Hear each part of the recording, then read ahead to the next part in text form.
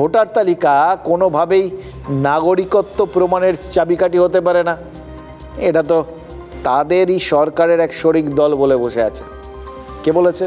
TDP, অন্ধ্রপ্রদেশের শাসক Telugu Deschamps party, কেন্দ্রীয় সরকারের গুরুত্বপূর্ণ শরিক। এনডিএতে তেলেগু দেশম পার্টির 16 জন সাংসদ রয়েছে। এমন একটা শরিক দল যদি বিজেপির উল্টো সুরে কথা বলে তখন কি হবে? বিজেপি নেতারা কি একটু বিভ্রান্ত হয়ে পড়ছেন? দেখুন, বিভ্রান্তির তো আরও অনেক জায়গা আছে। যে বিহার থেকে ভোটার তালিকায় নিবিড় সমীক্ষার কাজ শুরু হয়েছে, সেই রাজ্যে তো বিজেপি নেতারা আরও বেশি বিভ্রান্ত বলে শোনা যাচ্ছে। সমীক্ষার পর বিহারের ওই ভোটার লিস্ট থেকে প্রাথমিকভাবে নাকি 35 লক্ষ নাম বাদ গেছে। সংখ্যাটা বুঝতে পারছেন? এবার এই 35 লক্ষের অনেকেই নাকি অনুপ্রবেশকারী বলে সন্দেহ করা হচ্ছে। কমিশন হিসেব কষে বলেছে যে কাজ যত এগোবে তত নাম ভোটার তালিকার থেকে বাদ যাবে।